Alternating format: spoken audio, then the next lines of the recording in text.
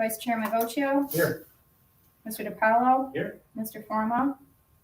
Ms. Johnson, Here. Ms. Smith. Here. Okay, motion for the approval of the October 24th motion minutes. Mr. Vocio, second by Mr. DiPaolo, all in favor? Aye. Opposed? Okay, thank you. Financial report. Sure. So,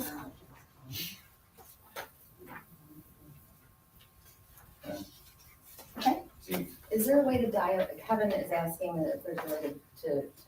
Yeah, it's in the WebEx. is he gonna? tell him to look in the email I sent with there's the WebEx is in there.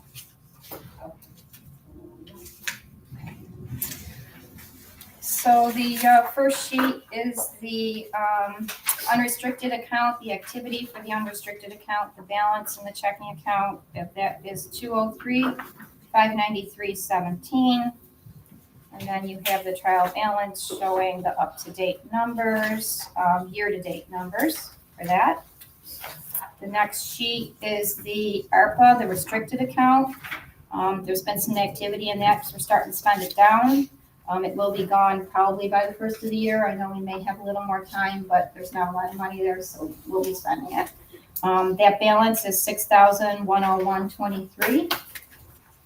And then the trial balance, which is the year-to-date on all of those accounts. The next page you have is the HCR Phase 1. That's our operations budget. The balance on that is $133,808.01. That first column, October to December 2025, that shows you the activity year-to-date. I may or may not put a draw in prior to the end of December, but that shows you the up-to-date, and then I'll be putting a draw in for that.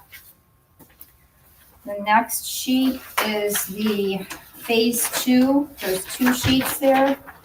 So the first one, if you go all the way over to the right, it shows you the balance of $856,246.79. So that is what we have left for pre-development dollars.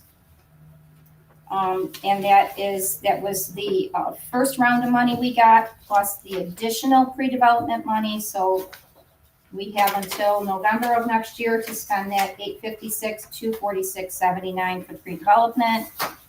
And then the next sheet is the new capital money that we got, which is the round 2 money. And that is $1,405,263, and we have not spent any of that yet. Any questions?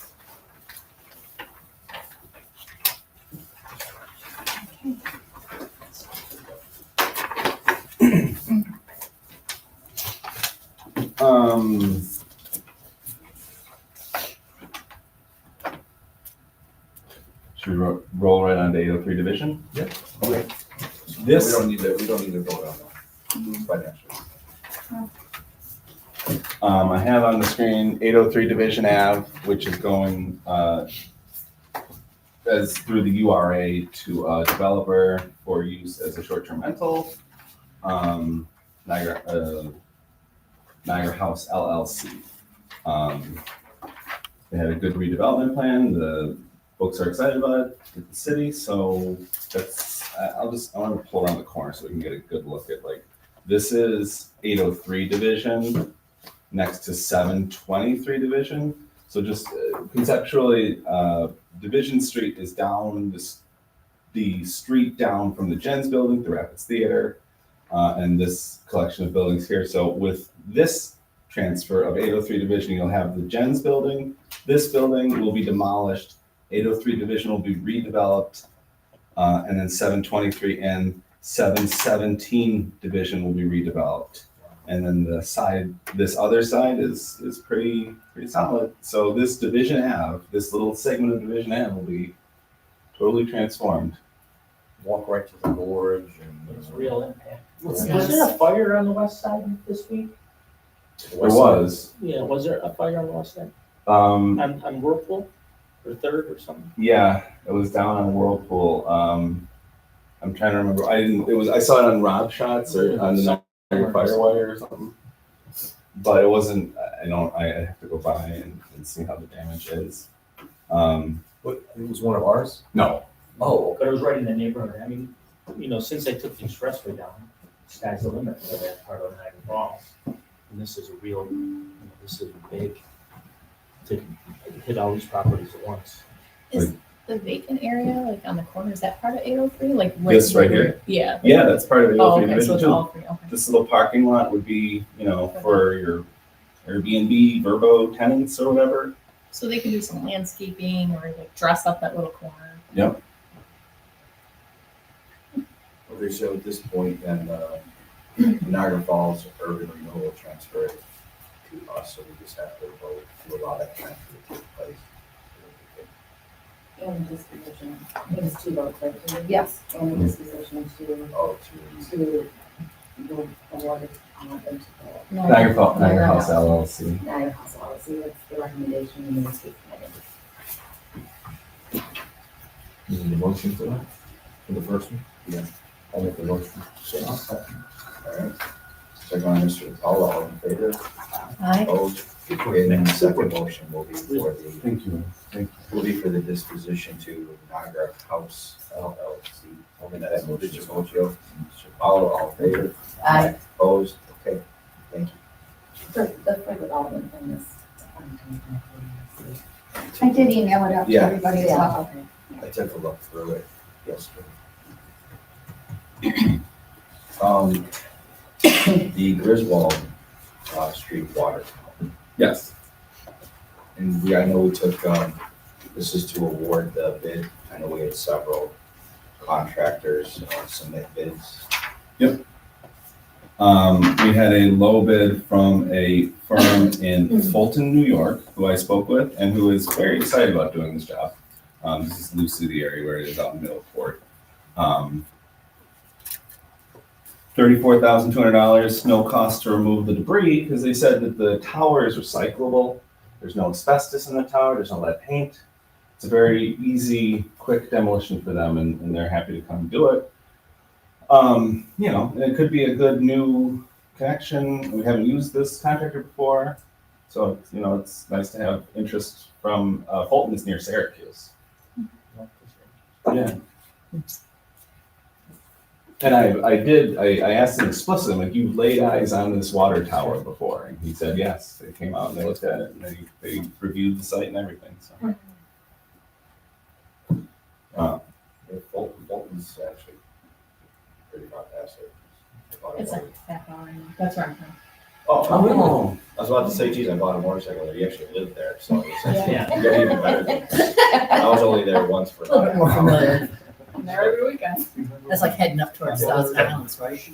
Oh my God, yeah. Oh, Nestle. Everybody that came. Worked at Nestle? Mhm. Oh. We always had really good Halloweens. They doing it for working at 700-pound blocks of chocolate, little pallets. Oh my gosh. I was gonna say it smelled like, probably like Hershey, PA when you go down there. We did, it was amazing. Now it's all gone. All right, so I'll move L and S. Do you have a second? I'll second. Okay. Thank you. All in favor? Aye. Opposed? Okay. All right. So is there any environmental with that tower at all? Is there We did no environmental. asbestos and no lead? That's an easy one, straight to the junkyard. That's nice. Excellent. So I have some updates that I can run through and kind of give you an impression of where we are with a bunch of different things. I was waiting for an email, excuse me. Got it. So we have 3 offers. I'll start with this. These are our Niagara Falls houses that we've stabilized. I didn't send these to you yet because I literally was going back and forth with our realtor till last night to get all of the data and get everything filled in correctly. But these are complete offers that I will be sharing with all of you. And we can do that next month. We can do that via email, whatever you decide, however you want to handle that. Because next month, I'm meeting with our realtor. I'm going to give them the same dates that we all operate on so that in the future, these offers will come to you as an agenda item in your packet. They have had some issues getting their clients to get us their contracts, to get us, especially our development enforcement mortgage clauses filled in correctly, so that when you look at them, you can be confident that, you know, the buyer understands what they're actually getting themselves into when they're dealing with Norlick. That's been so far the back and forth we've had. So these are the first like 3 complete good offers that we've gotten on those houses, that I will share with all of you soon.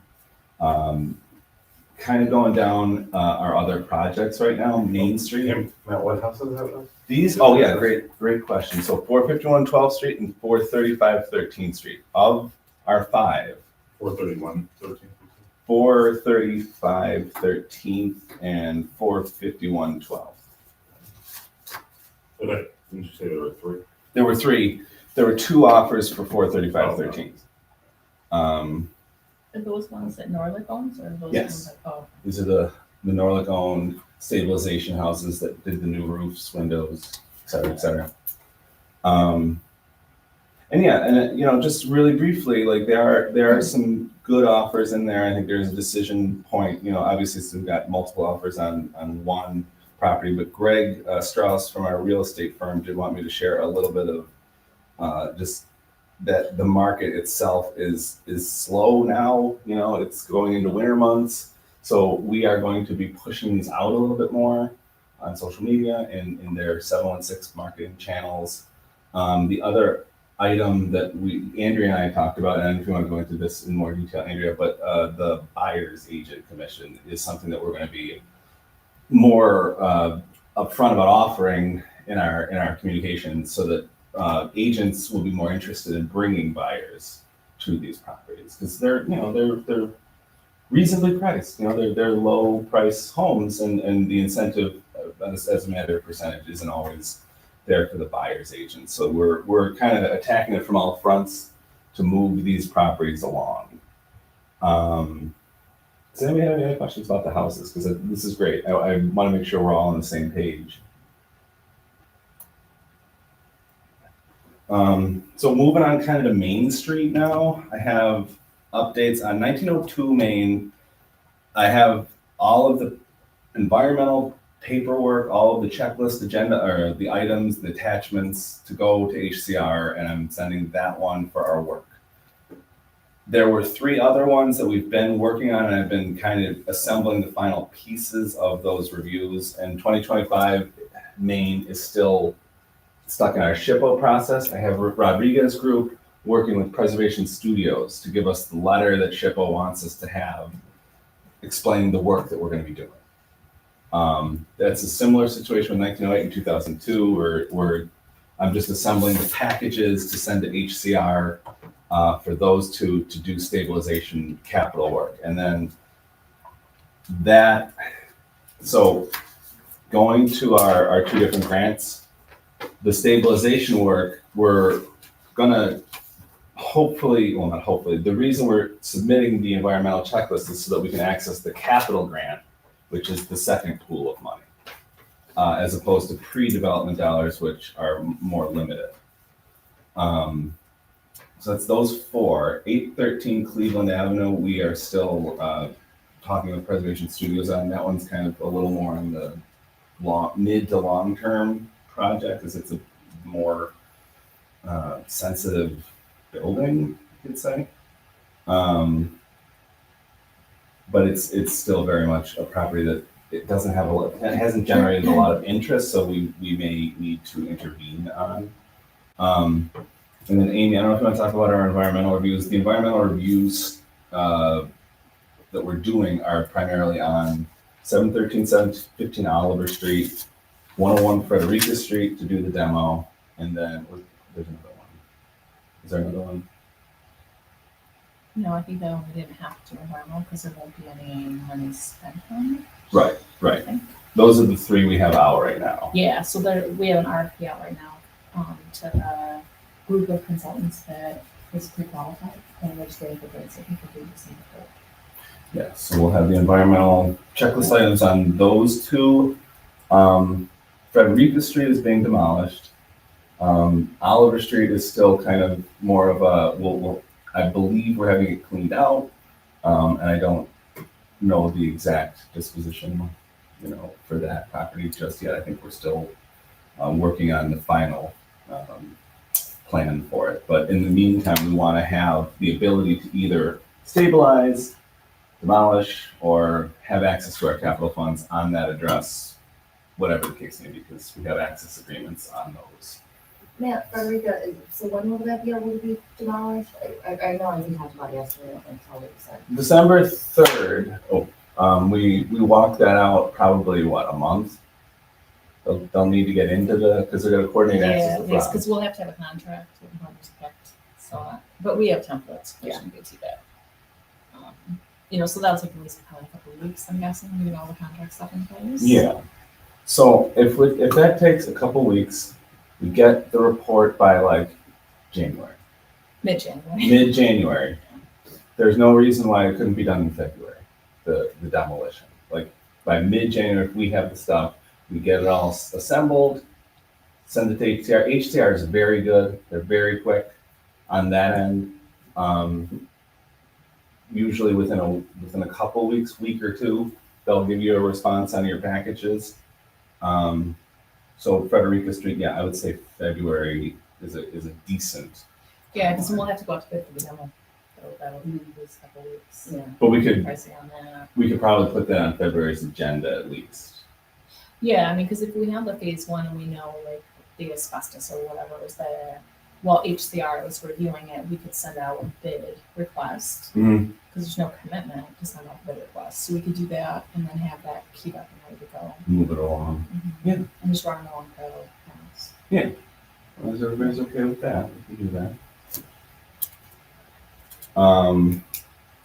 So that's, and then the only other one I have is the Shaw Building. I wasn't able to view it, but I do know that we have seen it, we have access, we have keys, and we can show that building and market it as well. I think if there's anything else that's really pressing or important to touch on. We have a Historic Preservation Developers Forum coming up on the 9th, December 9th, which is related mostly to Main Street, Niagara Falls, but also historic preservation tax credits, which are very useful for a lot of prospective developers to learn about. And this is going to be with Preservation Studios, who is they handle like $900 million worth of tax credits across the state. So it's a fairly expert organization in the field, and they've agreed to come up here and give a presentation on it. And I can send out a invite to everybody here. Obviously, you're more than welcome, certainly invited to come. Yeah, like Matt said, it's 2:30. It's at the library in the main auditorium, so the capacity is quite large. And if you know any developers that may be interested in obtaining the historic tax credits, it's really going to be on how to work the historic tax credits into capital stack so you can make that part of your development. Which seems to be, for those that know how to use it, is a very lucrative prospect, right? We were talking with was it Buffalo Construction, who said that they did, when they've been near Hurdle and in Buffalo, there's a giant building called the Rails. Mm-hmm. The historic building is 60 units. The extension of the historic building is over 300 units. And so they were able to obtain historic tax credits for a project of that magnitude, honestly, and it makes it just completely more lucrative for them. So, we have a flyer. Morgan should have the flyer ready, so we can probably start sending out that flyer. So, please forward it along to anybody to win RSVP on the flyer. I don't want to go on and on, so I think that's it for me. Katie, you have anything? Andrew, did you still want to go into executive session? Yeah, that's online. So we need a motion to go in for potential litigation. Do we, The first and can we second. adjourn the meeting after the executive session, or can we go before? You should probably do it after. we'll come back out of executive session. Alright. Just in case there's action that needs to be taken. Okay. I'll put you on executive session. I'll second Yeah, let me try to live stream. Second.